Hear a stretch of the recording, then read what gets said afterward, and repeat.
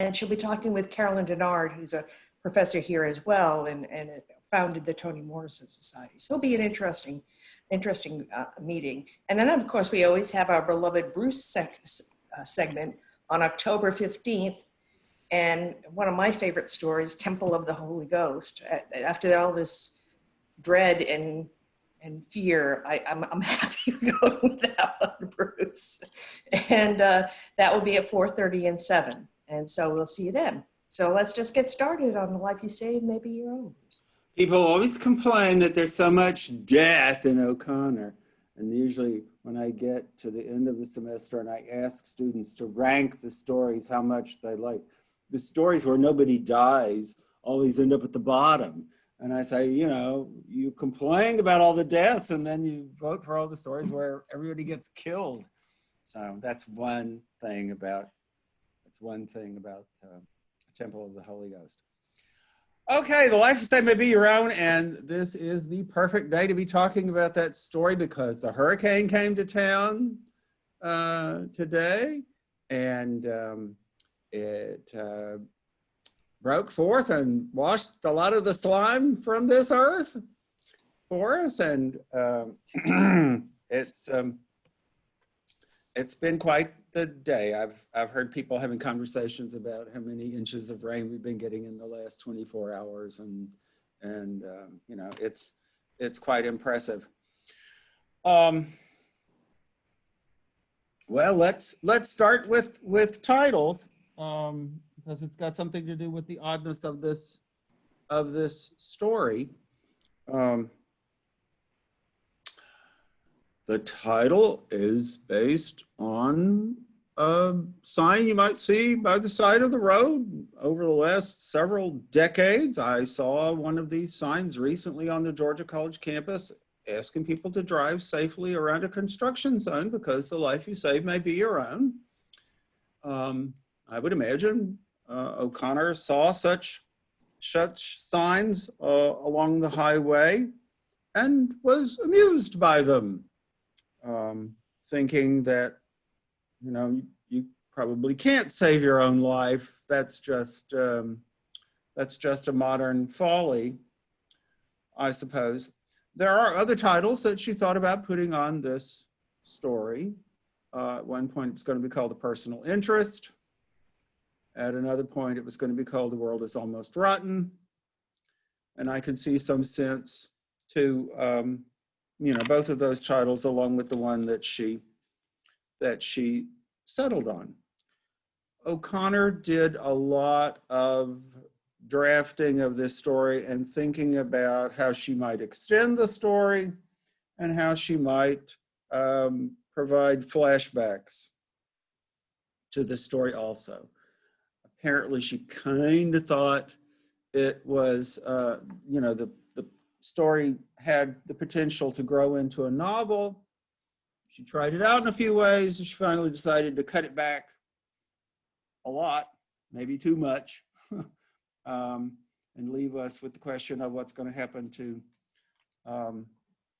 Lucy Nell, the daughter, at the end of the story. Let me talk about these variants. There's an alternate ending in which apparently Mrs. Crater wins her battle with Mr. Shiflett that's gone on all the way through the story by tricking him getting onto a train, not into a car, with Lucy Nell. So I guess the implication is she's kind of in control of where they're going to go, and they're going to have to come back, you know, like they're going to be married threesome or something.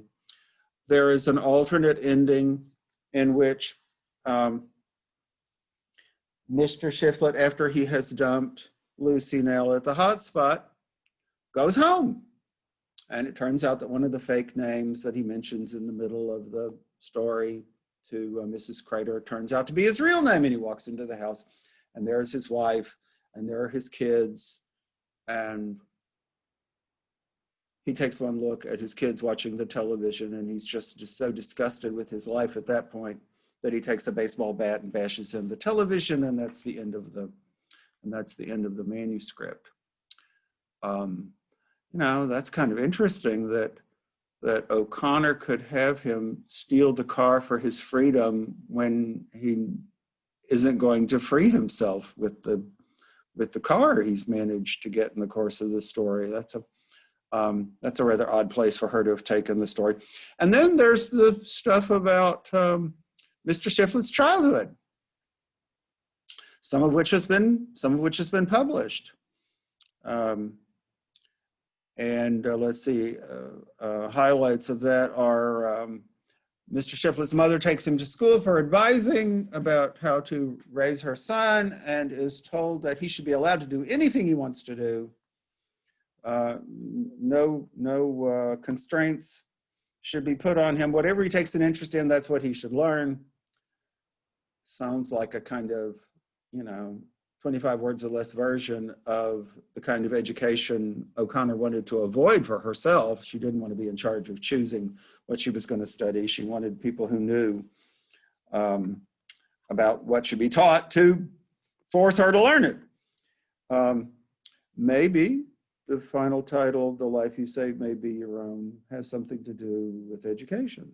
You know, that Mr. Shiflet was given that kind of option.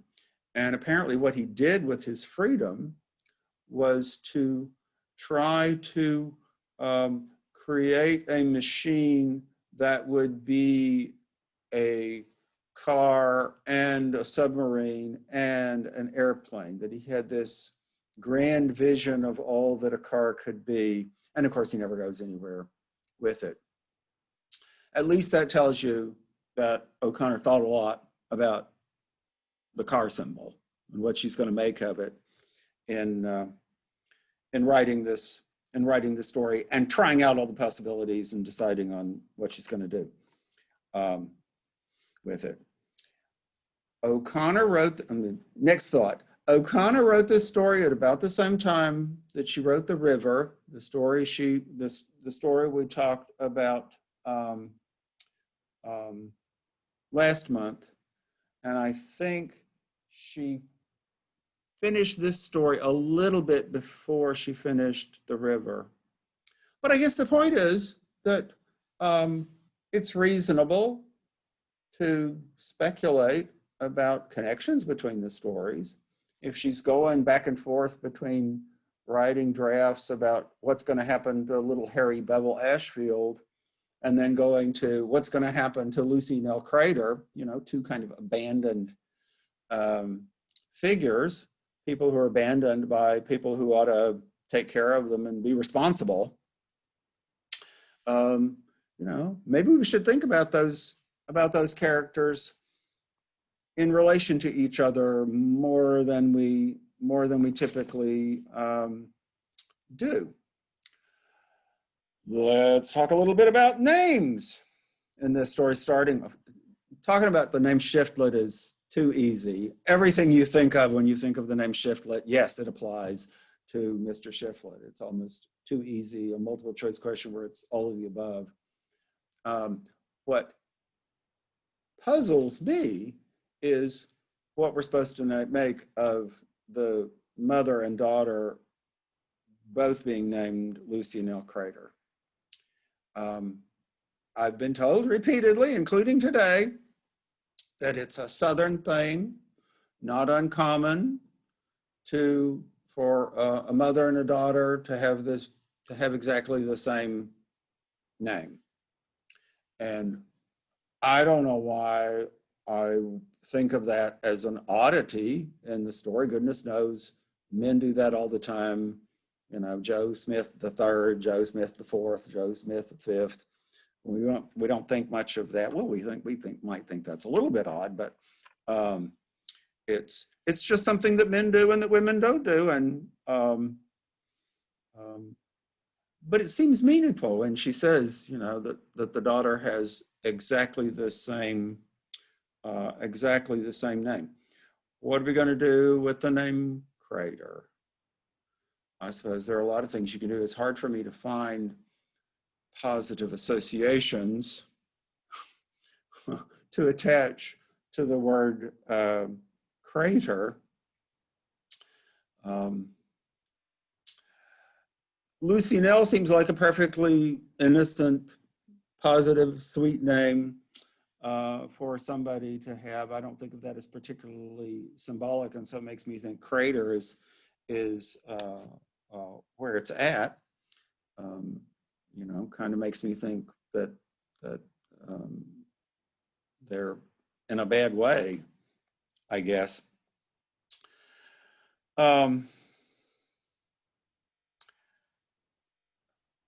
Perhaps an unrelated thought, but it popped into my head today as I was reviewing the story. Am I the last person to notice that Lucy Nell is older than Mr. Shiflett? I think I've read this story a lot of times and just not paid attention because it's on different pages, that she's probably about a year older. And is there any connection with the possibility that we've got an older woman and a younger man? And what's that got to do with the daughter being in a relationship through the naming with the mother that means something about her? You know, I mean, I don't know the answer to this. I just see it as a kind of complicated puzzle. What kind of hints is O'Connor trying to give us about Lucy Nell? And you know, that age difference, we're told that she was nearly 30, and Mr. Shiflett might be lying, but he says he's 28. It's a wonder we're not told he's 33. You know, why do that? That must mean something, but I'm not sure what. Whole nother topic, okay.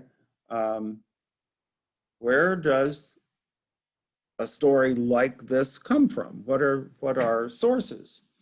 And one of my latest hobby horses to write at every opportunity is to think of O'Connor as, especially early in her career, thinking about her role models here in the state of Georgia, and having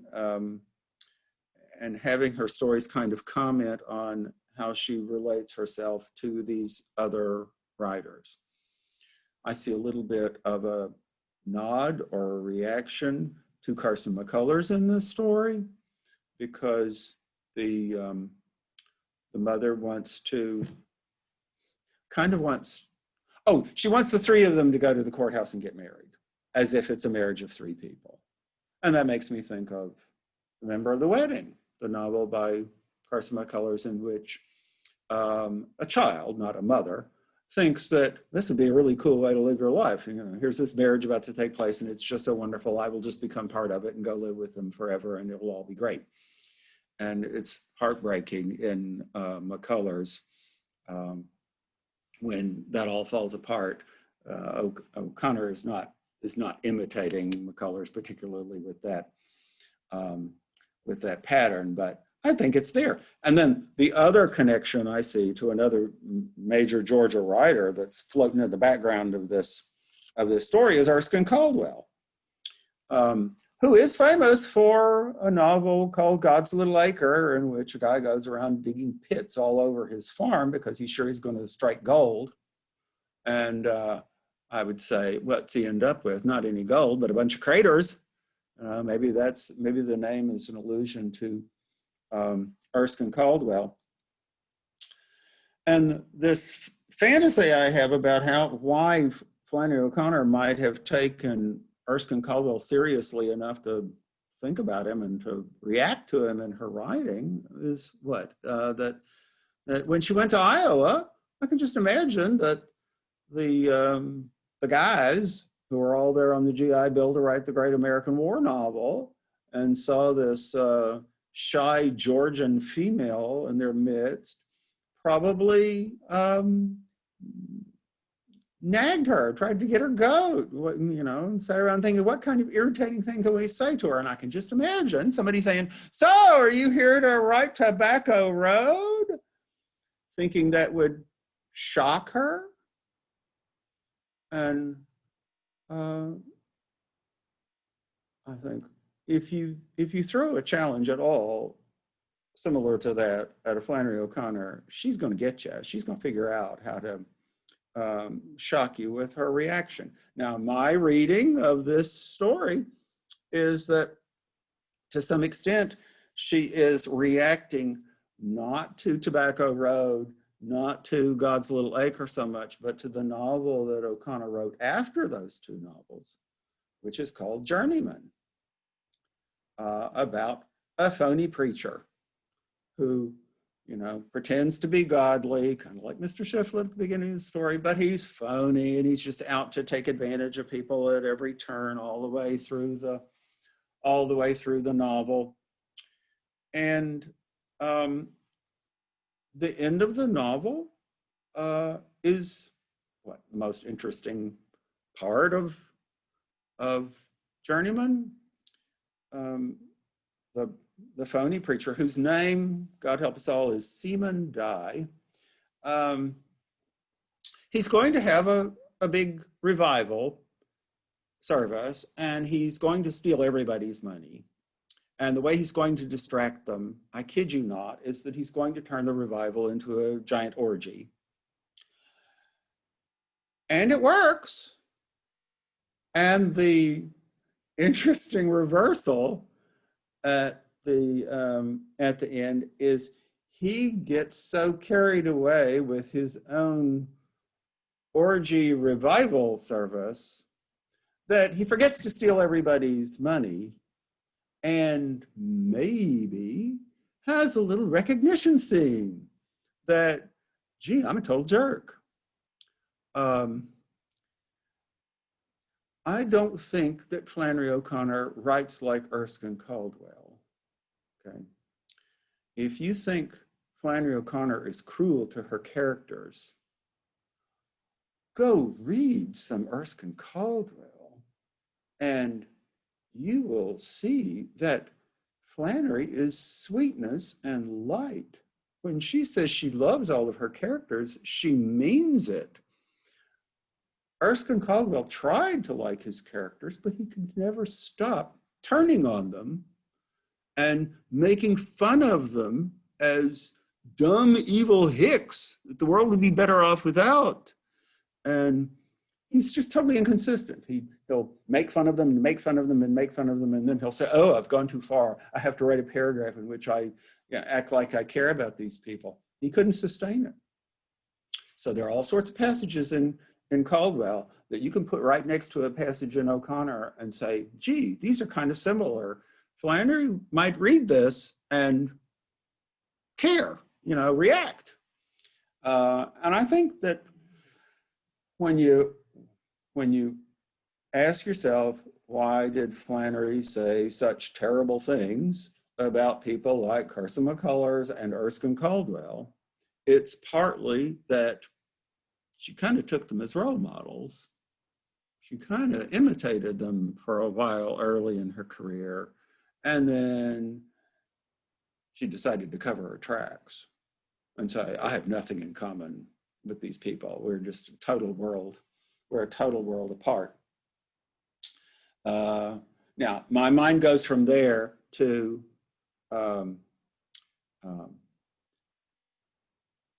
Galley Proof.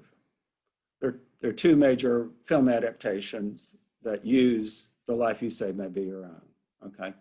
In one of them, she's in New York City in 1955 on local television, live television. She's being interviewed in preparation for the publication of A Good Man Is Hard to Find in Other Stories.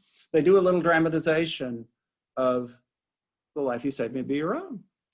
And halfway through, they stop and the MC turns to O'Connor and says, why don't you tell our audience how the story turns out? And O'Connor rather famously says, no, I will not do that. There's only one way to tell the story, and,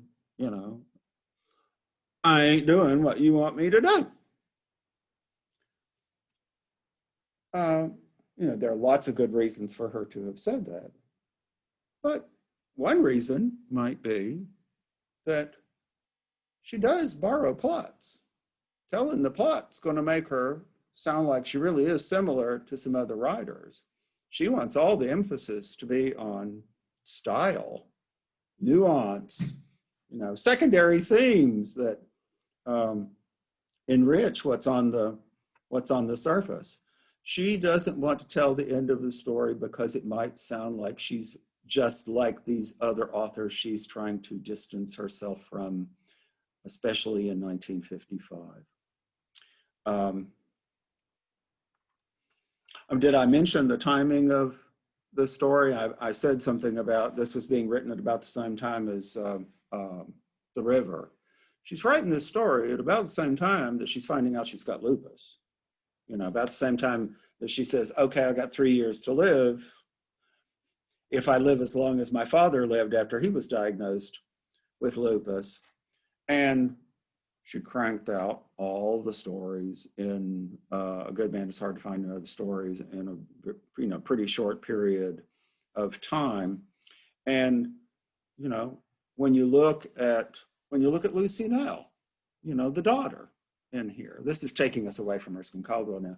If you look at Lucy Nell with her disability, do you see O'Connor in that character? For some readers, there's just no comparison whatsoever. That Flannery O'Connor did not think she had any version of any kind of intellectual disability. She was a genius, and so the last character she would pick was somebody who had a mental disability. And yet,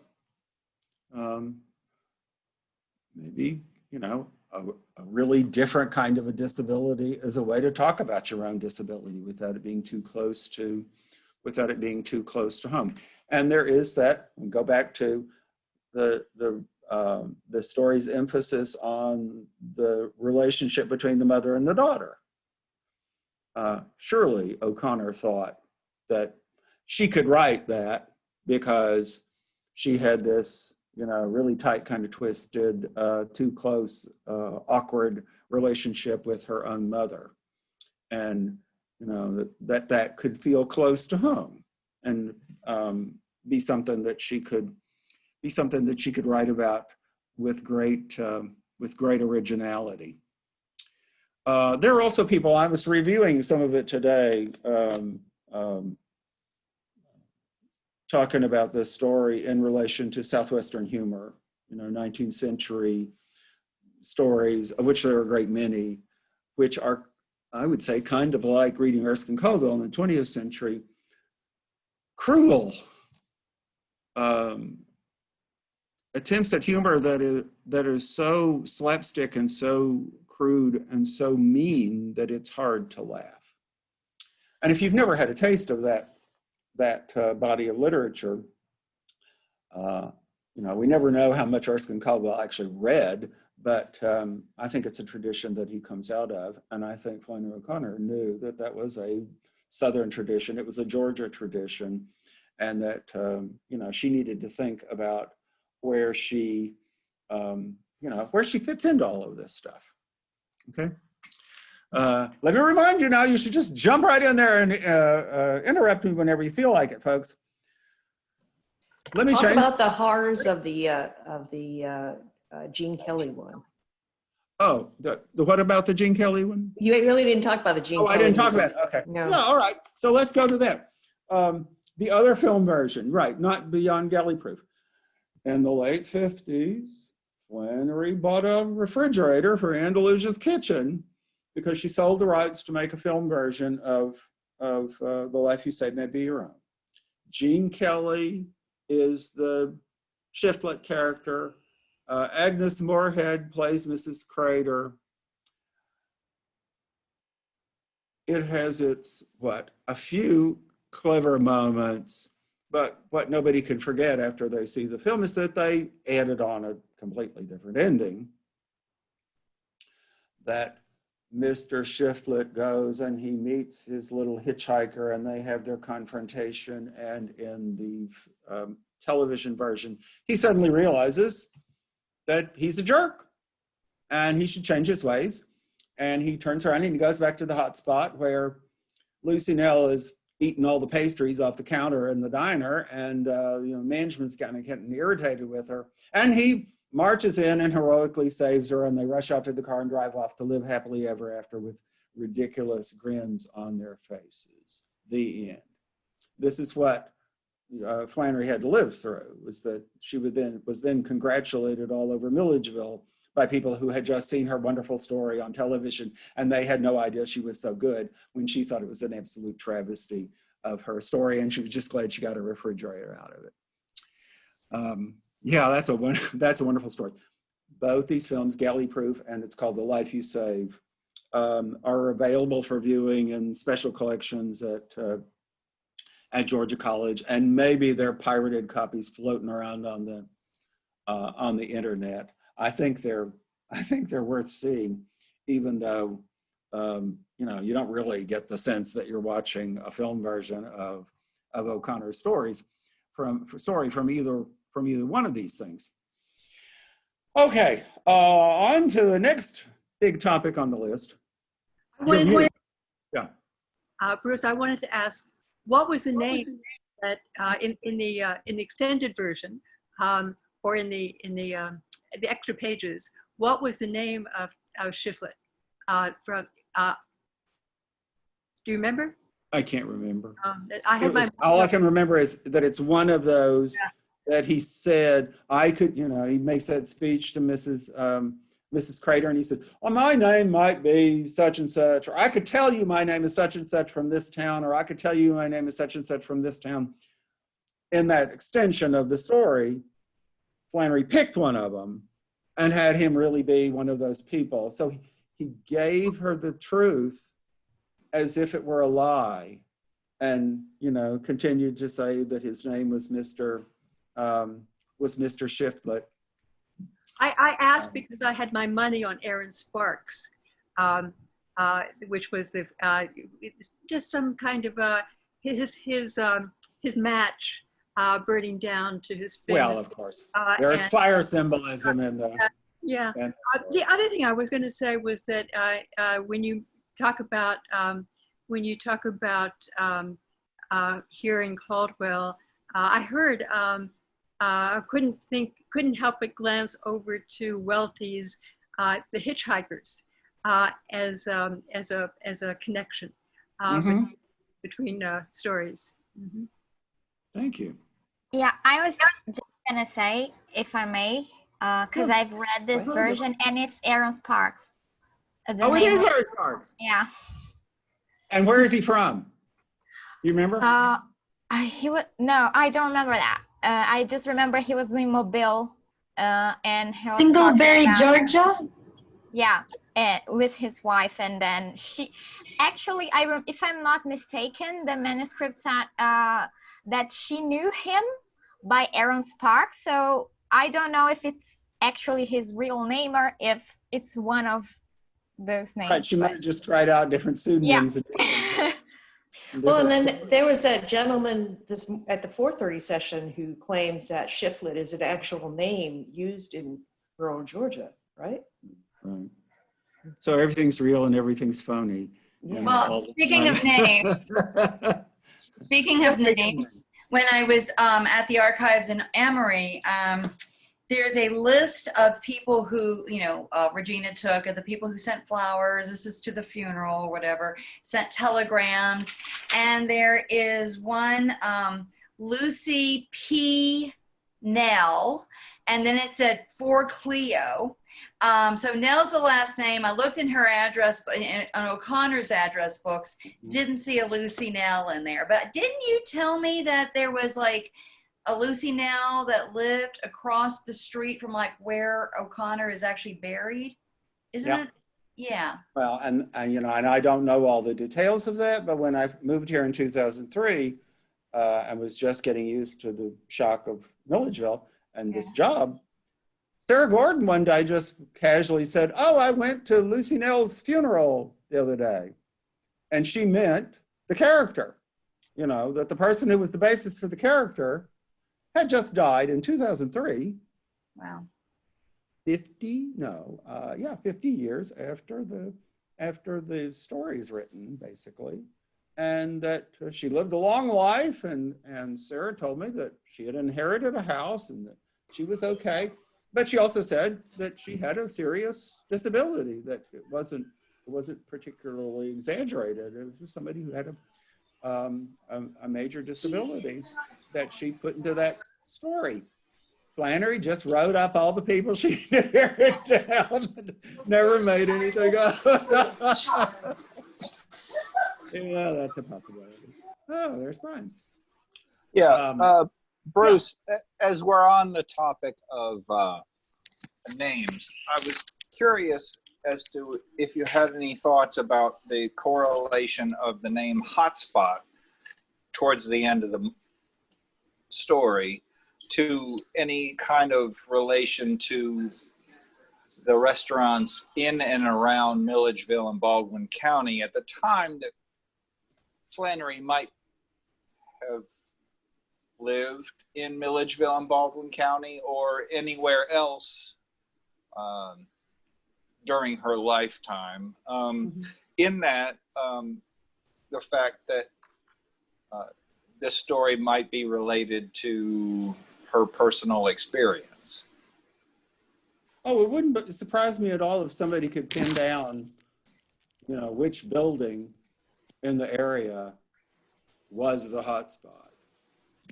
I mean, I've had people tell me, oh, they know which local restaurant had a monkey beside a chinaberry tree, and there's a building out on the end of Kings Road out to the southeast of town out here that I think is supposed to be a place that appears in a story someplace.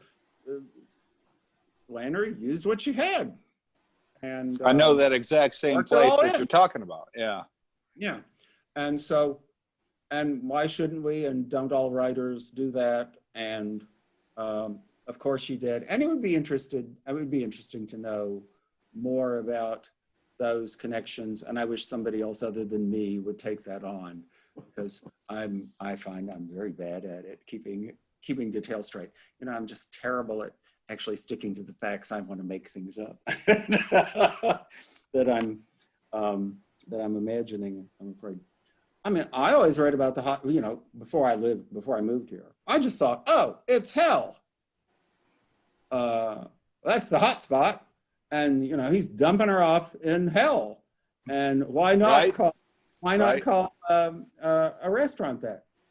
And of course, in an earlier session today, we had a little conversation about, and I think this was really great, that he dumps her off in a diner, but he's driving from, I guess, Georgia to Alabama, both of which have mental institutions where a husband could easily dispose of a wife.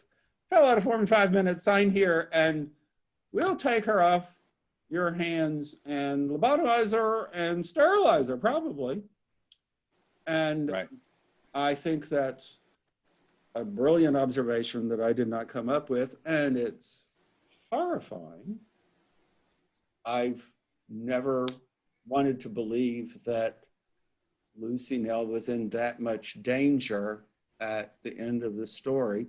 But, you know, if you read Mab Segrist's book for her, you know, Administrations of Lunacy for a while, you will agree with her, I think, that the asylums of the South haunt all of the literature. And the idea that we could all end up in an asylum and have, you know, people try out their new technology on us is, and their new theories about, you know, human psychology, it's always just right there, and you don't have to come out and say it. In Southern literature, it's always there in the background. It's like saying slavery is always in the background of everything that's written in the South. And I guess so are the mental institutions. And, you know, could have been worse what happened to Lucy Nell. And, you know, and I'm unhappy to say I can't rule out that that's what might happen to her at the end of the story if she's abandoned 100 miles away from home nobody's willing to take on the work of finding out how to deliver her back to dear old mom. I've just always wanted to read the end of the story and say, oh, well, she'll be okay. And that's why O'Connor doesn't try to spell it out and get carried away with that tangent, because I think she's thinking of this as a story that's basically about Shiflet, and everybody else is supposed to contribute to how we feel about that part. Okay, next topic I want to bring up, so you can go back to anything, is disability studies. We have lots of literary scholars nowadays who want to say that that's their specialization, that they look at all literature and they look for the ways in which everybody's got something like a disability. People who did disability studies, oh, by the way, love talking about Flannery O'Connor. And you look at somebody who supposedly has a disability and you say, okay, what's the nature of this disability? Is it really a disability? Is this ability a disability that has benefits to the person? And there are plenty of people who want to look at Flannery O'Connor and say, she is #1 example of somebody who was labeled disabled. Oh, she's going to die soon. You know, she has lupus. And it worked for her in every way. You know, she never had to do a chore in her life. Just devote yourself to your little stories over there in the corner, honey, and we won't bother you with the fact that this is a working farm. You know, do whatever you please.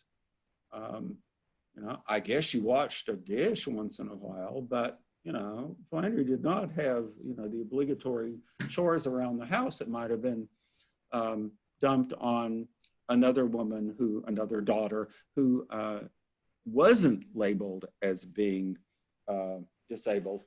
Okay, but where I wanted to go with this is the question of how are we supposed to regard Lucy Nell?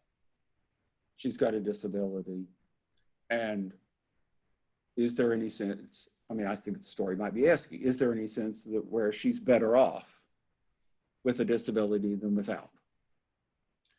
Is a disability something that saves her from the machinations of Mr. Shiflet and the machinations of her mother? And another angle on this, I mean, there are lots of things you can do thinking about disabilities. I've heard people say that the worst thing you can do when you start thinking about disability in literature is to say that just because somebody has a disability, they have to be the hero of the story. And you have to have total sympathy for them, that they become perfect because they're disabled, that they become, dare I say it, an angel of God. Well, this story has a character who just comes right out and says, oh, she's disabled. She's an angel of God. And he means it as a compliment. I don't think there's any question about that. But people who do disability studies will say, and I think they're right, that sometimes when we quickly, automatically look at somebody with a disability and we say, oh, aren't they sweet? Aren't they better than all the rest of us? That there's a certain reduction, a certain dehumanizing that's going on. And I have, on occasion, heard people refer to this story and say, O'Connor is making that very mistake, that she agrees with the guy who's working the counter in the hot spot, looking at this character that she's created and saying, oh, she's just pure and wonderful in every way, and she's just angelic, and so she's not a real character. And, you know, it's a fault in the story. Now, that is not my attitude. I am just reporting what somebody else has said about this story. I think that she's a character. I think she's a human being. But we I think can't it's a really great character. Yeah. we can't discount how people thought of these things then. We're a lot more educated, I think, I mean, I know, about, you know. They weren't as advanced as we are. Well, I mean, but we think of this sort of stuff now. We didn't think of it then. Sure. We didn't. And I mean, really, Lucy Nell's only choice would be to become, I hate to say this, join up with a sideshow where she would be taken advantage of there. That's next month's story, where she could be in the freak show.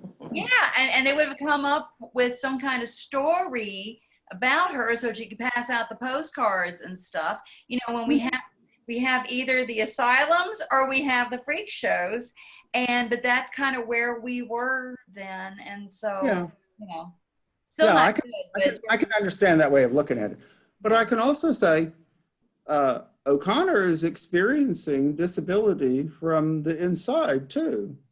You know, she tells those stories about being on an elevator and having somebody look at her crutches and saying, "Oh, aren't you sweet, darling?" And, you know, Flannery would want to slug him. Don't tell me I'm sweet and perfect just because I got this crutch on me. And I think, you know, she must have experienced that for some time. And she might be putting it in this story. And so I think there are some details about Lucy Nell that are thrown into the story precisely to keep her from looking like a simple version of an angel of God. My favorite example is when they're driving away and she's in her wedding outfit and she's got that hat on with the cherries and she's plucking the cherries and throwing them out the window. Yeah, I think that's sexual symbolism. And Lucy Nell is looking forward to the wedding night and what she's going to do with this guy she's been studying since the day he walked up to their house.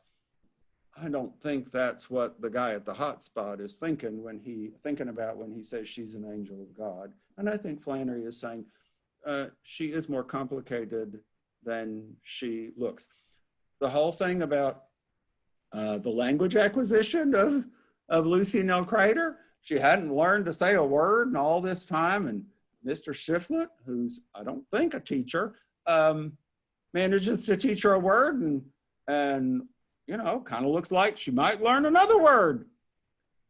Makes me think maybe Flannery wants us to figure out that she's got some potential here. She's being held back by mom, and even somebody like Mr. Shiflett could wake her up and change her life, and we don't know where Lucy Nell will be in a few years. You know, I think, well, to me, that's the train of thought I find myself getting on when I think about what's disability say is going to do with this story. And it's the disability of Lucy Nell can be used to limit her, to make her a stereotype, to make her simple, to make her kind of a minor character, a little prop in the story who's just there so that the other two characters can fight over her. But I think Flannery O'Connor wants us to say she's much more complicated than she looks. Angel of God is not necessarily a compliment, and it certainly is limiting. Two thoughts. Yeah, go ahead. One is thinking about adding Mr. Shiflett to the discussion of disability and Lucy Nell. Oh yeah, yes. Big Lucy's ugly words, I mean they really vibrate, reverberate in the story. The other thing I was thinking was I was thinking across to Helga Joy and to the situation of mother-daughter and disability and a mother's desire to have a conventional daughter who will marry, who will be pretty, who will, you know, and that pressure, which is, you know, I think mother-daughter agony in O'Connor. Right. And we're all very comfortable now with the idea of talking about Good Country People as a story that's very, very, very, very, very autobiographical. And, you know, we don't have to put that much effort into this story to see it as another set of revelations about what's going on here. And, you know, I forget to bring up the fact that Mr. Shiflett has the one arm, you know, and what's wrong with me that I don't bring up the fact that he's disabled? Because I just don't have an opinion about it. I don't have a bright idea to steal from somebody even about what that means. He's not limited. Yeah, O'Connor doesn't, I mean, I'm with you. I forgot too until, you know, but he's not limited by the arm. So we forget it. We see it in the very beginning, but then it's not part of who he is, which is, you know, how we should think of people, like, you know, with whatever. Well, and so she treats him as a whole person, a whole bad person, but a whole person. But he comes on the farm, you know, and the lines are there to describe his disability. And then there's just this long catalog of he does this and he does this and he does this and he does this and he does this. He deals with his disability. It doesn't hold him back none. And maybe we're supposed to say, okay, so couldn't Lucy Nell do the same thing? She hadn't yet. All she's done is learn a few chores that Mama wanted done around the house, I guess. But, you know, if O'Connor is equating disabilities, I don't know if she is she suggesting that the pattern that we see at the beginning about how Mr. Shiflett's able to deal with his disability at least raises the question, could we say the same thing could happen with Lucy Nell? Especially if he's a jerk and she's good, why shouldn't a good person be able to do as much as this bad man Mr. Shiflett is able to do? Because she doesn't have intelligence. She doesn't have, Shiflett has intelligence. She doesn't. You know, Holga has intelligence. That is an answer. And Holga has intelligence. Yeah. But there are those green shoots of thoughts in her. Shoot a green in the desert. She's driving away, yeah. And, you know, what's the desert? Is it Lucy Nell's mind? I used to read it that way. I just could just as easily read the shoot of green is in this whole setting in which she and Mr. Shiflett and her mother are currently existing. She is the hope for a new world in this kind of desolate place that we find ourselves in at the beginning of the story. Can I just say something Sure. about the angel of God thing? Mm-hmm. That there is another character that's mentioned and compared to an angel of God, which is Mr. Shiflett's mother. And I thought that was relevant too, because maybe he saw a little bit of his mother in Lucy Nell or something, and that she's a little bit older than him. Maybe. Sure, that might be why she's a little bit older. Actually did realize that she was older. 1 year, she's his mother. Okay. Yeah, and there's another mother complicated relationship there, I think. Well, okay, and when he abandons Lucy Nell at the hotspot, it's like he's repeating the crime from his past where he abandoned his mother. I mean, it seems to me that that's the pattern that you're supposed to pick up on, even though there are only 2 instances of it. And then the hitchhiker says, really, women are disgusting. Your mother's terrible, my mother's terrible. And I think that hitchhiker is there to be the double of Mr. Shiflett and to say what he really feels. You know, you don't really need the hitchhiker to tell this story. He's just a wonderful add-on. And I think, you know, especially since I know now that O'Connor wrote about the childhood of Mr. Shiflett in some of her manuscript material, I think, well, maybe we should look at this character who pops up at the end and say, he's another version of Mr. Shiflett, who just hadn't gotten his own car yet, you know, hadn't gotten around to it. He might be on the lookout for a car as soon as he leaves Mr. Shiflett at the end. Maybe he's another version of the same thing. And the hatred of women is, you know, like a key to what's going on with Mr. Shiflett, a hatred of women that he can't allow himself to express directly. You know, he's got to say he loves them. to the point of idealizing his mother, to the point of going and getting married officially, but that there's, you know, maybe zero feeling behind any of it. Well, isn't the only Yes. truth? Isn't the only truth teller in the story really the hitchhiker? You know, Mr. Shiflett. I mean, one of the things he's shifty. He's shiftless, and the only thing you know about him is you don't know about him. And the mother is always trying to play something political, and so she's never talking. So this is the only third person you actually see talking, Right. Sure. and he actually tells the truth. Yeah, right. I think so. So there's a reason to have him in the story to, you know, to shock you with just a little bit of truth that makes you realize how used you've gotten in the course of the story to listening to these people lie to each other in every way that they can, come up with. Yeah, I think that's, you know, part of what's going on here. And I've only got one more idea, but if anybody else has got anything they want to say about this story, key to it I all. was going to follow up on what you were saying by asking if you had any thought about what Mr. Shiflett might be working on the boy in the car. That is, do you read that just as his needing to riff on himself at this point, or is he beginning another con?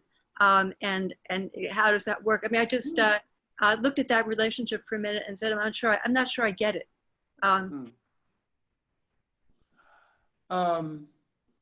I've never really thought about it that much. Somebody pointed out earlier today that, you know, this was probably the first time that O'Connor uses the name Tarwater in the piece of writing. That's one of the names that gets thrown around, and it's going to become the name of major characters in The Violent Bear It Away. Well, another thing that's in The Violent Bear It Away is hitchhikers. You know, Tarwater is hitching rides all the time, and it seems to me, you know, a pattern is that people just talk to keep themselves awake. You know, in those hitchhiking scenes in The Violent Bear It Away, that they don't intend for there to be a whole lot of meaning to it necessarily. But as I hear those words coming out of my mouth, I think, well, now could Flannery write something and say it's just filler, that it's not meaningful? She had to have something in mind. I think see Carol's hand wants, up. Yeah. Yeah, who else? So I spent a lot of time in a footnote talking about that relationship, because I think Mr. Shiflett meets his match with the hitchhiker, and I think he sees a younger version of himself. Because in that car ride, Mr. Did I steal this from you? Oh, wait a minute. I had to leave for just a minute. I might be repeating something you've already said.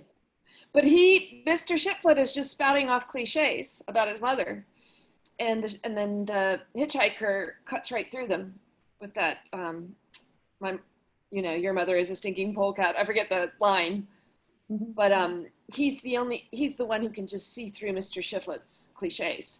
So I always thought of the hitchhiker as a younger version of himself, because you feel like the story's just going to repeat itself with a new con. Well, and Carol, you have taught me that spouting cliches can be a strategy for bonding.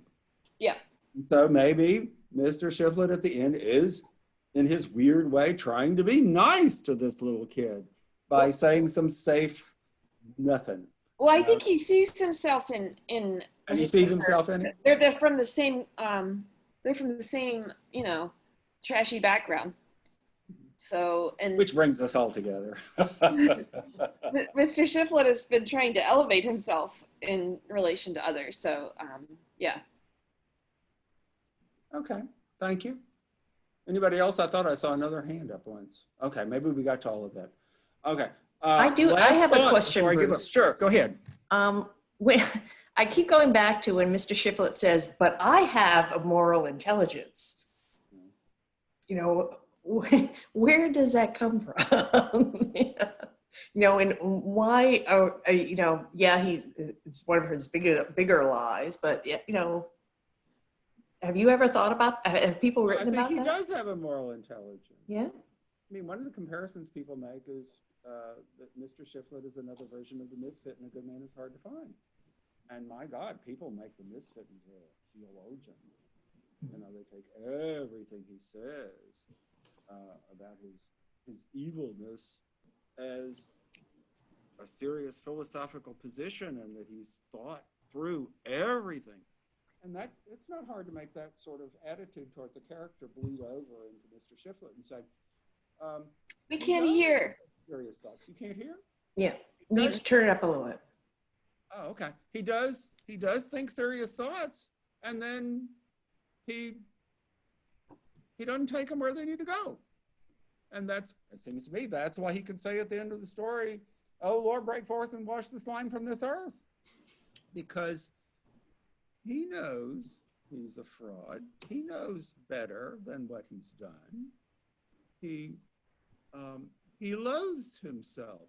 That's his best feature. You might say, is that at least he's not pleased with himself at the end, over what he's done. And you know, we would like for him to do better than he does for himself at the end of the story. I think But Harriet wants to add to this. Intelligence. Yeah. I think he has a moral intelligence, sure. No, you And don't want how to. much good does that do you? You know, having a moral intelligence may hold you back plenty. Mhm. Being an idiot might be your salvation. What did it do for Harry Bevel? He had very little moral intelligence. And I would say Flannery's writing that story to say, well, it doesn't hold him back none. It's going to be just fine. We're all going to agree we want everything to be as good as it can possibly be for Harry Bevel in this world. Okay, my last thought is nobody knows what the car means. Nobody knows what the house means in this story.